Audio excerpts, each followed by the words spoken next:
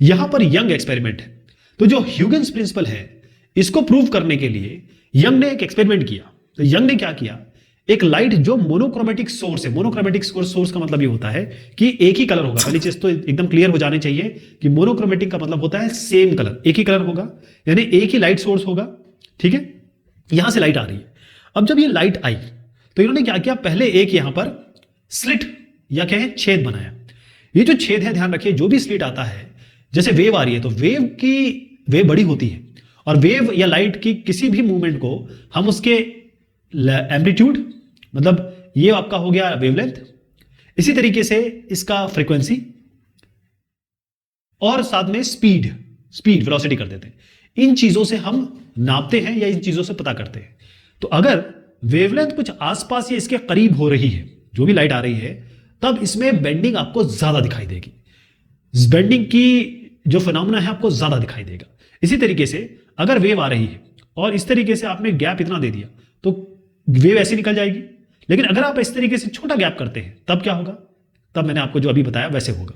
तो young experiment में क्या हुआ कि अब यहां देखें कि यहां से ये लाइट आ रही है, यहां से दो भाग में टूटती है, और टूटती नहीं कहूंगा, यहां से वो डिफ्रैक्ट होती है इस तरीके से। और वो यंग ने क्या कहा कि हाइगन प्रिंसिपल कहता है कि हर एक पॉइंट, जैसे ये पॉइंट है, ये हर एक पॉइंट जो है वो लाइट सोर्स या वेव सोर्स का काम करता है। तो जब ये सोर्स आगे बढ़ता है तो ये फिर डिफ्रैक्शन होगा, क्योंकि मैंने बताया था वो सर्कुलर या स्फेरिकल शेप में आता है। अब ये आपस में इंटरैक्ट कर रही है। तो जब ये इंटरैक्ट कर रही है तो अगर हम एक नॉर्मल आदमी की तरह समझे तो हमें क्या लगना चाहिए कि भाई ये लाइट आ रही है, हमको तो लाइट दिखनी चाहिए, यहाँ पे पूरी लाइट चाहिए, क्योंकि लाइट आप भेज रहे हो। जहां जहां लाइट नहीं पहुंच रही है वहां काला दिखना चाहिए, जहां जहां लाइट पहुंच रही है वहां व्हाइट दिखना चाहिए। लेकिन ऐसा नहीं है। यानी अगर मैं एक लेमन की तरह सोचूं तो इसमें मुझे क्या मिलना चाहिए था, मुझे मिलना चाहिए था कि भाई यहां पर लाइट जहां आ रही है इस पोर्शन से इस पोर्शन तक मुझे व्हाइट दिख जाए, इस पोर्शन से इस पोर्शन तक मुझे व्हाइट दिख जाए, बाकी ब्लैक हो, क्योंकि लाइट पहुंच रही है यहाँ पे, यही तो है, ये व्हाइट पोर्शन हो जाएगा, ब्लैक पोर्शन हो जाएगा। लेकिन यंग एक्सपेरिमेंट ने ये प्रूव कर दिया, और इसी से फिर इंटरफेरेंस की थ्योरी जन्मी कि जब एक मोनोक्रोमेटिक लाइट सोर्स से यहां जब जाते हैं तो यहां एक वेव फॉर्म बनता है, या वे कहें कि यहां पर आपका डिफ्रैक्शन पैटर्न होता है, क्योंकि बेंडिंग हो जाती है, घूम जाती है वेव्स, और उसके बाद यहां से जब ये पास होता है तो दो सोर्स मिल गए। अब एक सोर्स से तो आप कुछ नहीं कह सकते, ये आगे बढ़ता रहेगा, लेकिन जैसे ही दूसरा सोर्स आ गया तब क्या होगा।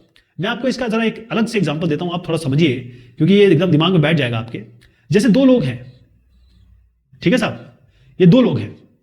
अब ये दो लोग कहते हैं इनका 10 मिनट का काम है, ये इनके दोस्त हैं, ये कहते हैं चलो मैं आपकी मदद करता हूं। ये इस 10 मिनट के काम को, इनके 10 मिनट के काम को ये 5 मिनट बना देते हैं। इसका मतलब ये 5 मिनट का इसका मेहनत करते हैं तो ये इनका 10 मिनट का काम 5 मिनट में हो जाता है। ये इनके दोस्त हैं। लेकिन अगर बाई चांस एक ऐसा दोस्त आ जाए जो थोड़ा व्यवधान पैदा करने वाला है, जो इनके साथ अच्छी दोस्ती नहीं है, वो अगर इनको परेशान करे तो इनका 10 मिनट का काम 20 मिनट में हो जाएगा ना। तो देखिएगा कि इस 10 को 5 जब किया तो इसको हम कहते हैं कंस्ट्रक्टिव इंटरफेरेंस, और जब इस 10 को 20 कर दिया तो इसको हम कहते हैं डिस्ट्रक्टिव इंटरफेरेंस, क्योंकि ये इंटरफेरेंस कर रहे हैं काम में। जो मैंने आपको जो एग्जांपल दिया ना, टाइम कम हुआ टाइम ज्यादा हुआ, इसको हम थोड़ा उल्टा कर देंगे जब हम आगे बात करेंगे। तो सुपरपोजिशन प्रिंसिपल ये कहता है कि अगर जो रिलेटिव डिस्प्लेसमेंट है, दो वेव एक साथ एक जगह पे आती हैं, और दो वेव एक जगह पे हो सकती है। एक आदमी, मैं और आप एक जगह नहीं खड़े हो सकते, लेकिन दो वेव एक ही जगह पे हो सकती है, इसमें कोई दिक्कत नहीं है। कॉम्पोजिट वेव क्या होगी? कॉम्पोजिट वेव दोस्तों की थ्योरी ले लीजिए आप। इसमें क्या हो रहा है कि जैसे ही ये जो वेव आ रही है, इसको बहुत ध्यान से देखिएगा, ये जो रेड वाला है ये रिजल्टिंग वेव है, ये एक दोस्त है, ये दूसरा दोस्त है, यानी कि ग्रीन और ब्लू ये आपस में मिल रहे हैं, और फिर क्या रिएक्शन हो रहा है, मतलब फाइनल वेव क्या बनेगी। तो ये आप देख रहे हैं कि जब ये टॉप पे पहुंच रहा है, चाहे ऊपर की तरफ चाहे या नीचे की तरफ, तो जब ये टॉप पे पहुंच रहा है, यहां पर जो दोनों वेव्स हैं इनके एम्पलीट्यूड हम जोड़ रहे हैं, ये जुड़ जाएंगी, इसको हम कहते हैं कंस्ट्रक्टिव इंटरफेरेंस। लेकिन जैसे जब ये इस पोजीशन पे आता है तो आप देखें दोनों अपोजिट डायरेक्शन में होती हैं, इसीलिए ये एक दूसरे को नलिफाई करती हैं, लैम्डा, या फिर कहें कि एम्पलीट्यूड दोनों का जोड़ते हैं। एक अगर कंस्ट्रक्टिव वे में देखें तो एक वेव ऐसे चल रही है, दूसरी वेव ऐसे चल रही है, इसका एम्पलीट्यूड A1 है, इसका A2 है, दोनों का एम्पलीट्यूड जोड़ दीजिए, ये कंस्ट्रक्टिव इंटरफेरेंस है। लेकिन अगर यही वेव इस तरीके से चल रही है और दूसरी वेव इस तरीके से चल रही है, तो इसको हेल्प कर रही है आगे बढ़ाने में, क्योंकि एनर्जी तो है, फाइनली एनर्जी है, एनर्जी दोनों की मिल के ऊपर उठ रही है। यहां पर इसकी एनर्जी ऊपर की तरफ जाना चाहती है, ये नीचे की तरफ जाना चाहती है, तो ये निगेट करेगी। इसका मतलब ये है कि हमको जोड़ना तो है ही, मैंने हमेशा कहा जोड़ना ही है। तो क्योंकि A1 ऊपर की तरफ जा रहा है, A2 नीचे की तरफ जा रहा है, तो इनको जोड़ दीजिए, तो A1 - A2 हो जाएगा। तो ये डिस्ट्रक्टिव इंटरफेरेंस हो रहा है, जो आप यहां पर भी एग्जांपल में समझ रहे हैं। तो इसका मतलब ये है कि जो सुपरपोजिशन है दो कोहेरेंट लाइट वेव्स का, वो आपको ब्लैक और लाइट और डार्क फ्रिंजेस देगा। जहां जहां कंस्ट्रक्टिव इंटरफेरेंस होगा वहां आपको ब्राइट दिखाई देगा, और जहां जहां डिस्ट्रक्टिव होगा वहां पर आपको ब्लैक दिखाई देगा। तो अब आपको मैं दोबारा ले जाता हूं यहां पर यंग एक्सपेरिमेंट पे। अब आप मुझे बता पाएंगे कि ये जो आप व्हाइट और ब्लैक की अलग अलग स्ट्रिप्स देख रहे हैं वो किस लिए हो रही है।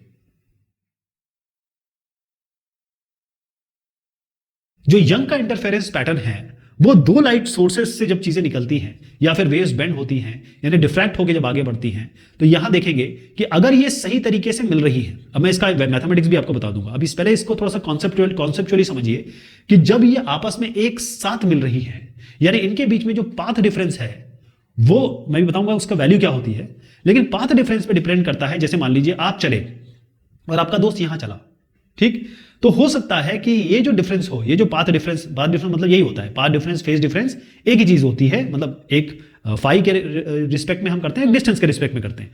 तो यहां पर क्या हो रहा है कि जो पाथ डिफरेंस है ये कितना है, इस पे डिपेंड करता है कि आप कंस्ट्रक्टिव इंटरफेरेंस होगा या डिस्ट्रक्टिव इंटरफेरेंस होगा। तो यहां पर अगर ये उल्टे में मिलती है, यानी इसका जो लैम्डा है, मतलब जो लैम्डा है उसका मल्टीप्लिकेंट अगर थोड़ा अलग है या एक मल्टीपल है तब ये डिस्ट्रक्टिव करेंगी।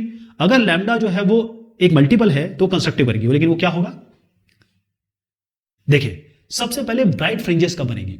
अब यहां पर एक आपको यहां वेव मिल रही है, यहां वेव मिल रही है, तो ब्राइट फ्रिंजेस यहां की आपको कंस्ट्रक्टिव इंटरफेरेंस तब मिलेगा जब जो पाथ डिफरेंस मैंने बताया। पाथ डिफरेंस क्या है कि जो ये चल रही है ना, ये जो चल रही है, मैं सीधा बता रहा हूं, वैसे वेव्स हैं, तो इनके बीच में जो डिस्टेंस है, जो इनके बीच में दूरी है, मतलब कितने, क्योंकि दोनों को सेम डिस्टेंस चल रहा है, क्योंकि एक पॉइंट पे हम देख रहे हैं ब्लैक मिल रहा है, व्हाइट मिल रहा है, तो यहां तक दूरी जितनी इन्होंने तय की है, अगर मान लीजिए पाथ डिफरेंस आता है एन लैम्डा, पाथ डिफरेंस कितना होगा, डेल्टा पी कर देता हूं। डेल्टा पी क्या है, इन्होंने P1 चला, इन्होंने P2 चला, तो P2 माइनस P1 मान लीजिए या P1 माइनस P2 मान लीजिए, एक ही बात है ना। तो जो भी बड़ा होगा वो सामने रखेंगे। तो delta P equals to N lambda, ये आपको बता रहा है कि अगर ये n0 1 2 यानी कि ये आपके काउंटिंग नंबर्स हैं और इसे हम कहें 0 से शुरू करें, यानी कि होल नंबर हैं, तो n जो होगा होल नंबर होगा, और जब delta P equal to N lambda होगा, ये n होल होगा, तब आपको हमेशा ब्राइट फ्रिंजेस मिलेगी। इनके पाथ डिफरेंस अगर एन लैम्डा के बराबर है। ये क्लियर हो गया। लेकिन अगर ये पाथ डिफरेंस, जो ये दोनों वेव्स चली और जो इनके बीच में दूरी है, क्योंकि दोनों एक साथ एक जगह पे अगर छोड़ी भी गई तो भी वो किसी डिस्टेंस पे अगर पहुंचेगी तो एक को ज्यादा समय लग सकता है, इसको कम समय लग सकता है ना। और डबल स्लिट में तो ये बिल्कुल वैधानिक भी है। तो डेल्टा पी अगर आपका ये लैम्डा बाय 2 इंटू एन है, जहां पर एन आपका ऑड नंबर होगा 1 3 5 7, यानी जैसे lambda by 2 1 lambda by 2 3 lambda by 2 या फिर 5 लैम्डा बाय 2, इस तरीके से अगर होगा तब आपको डार्क फ्रिंजेस मिलेंगी। और डार्क फ्रिंजेस और जो ब्राइट फ्रिंजेस है, इसका सीधा मतलब ये है कि ब्राइट फ्रिंजेस तब मिलती है जब कंस्ट्रक्टिव इंटरफेरेंस होता है, और डार्क फ्रिंजेस तब मिलती है जब डिस्ट्रक्टिव इंटरफेरेंस होता है।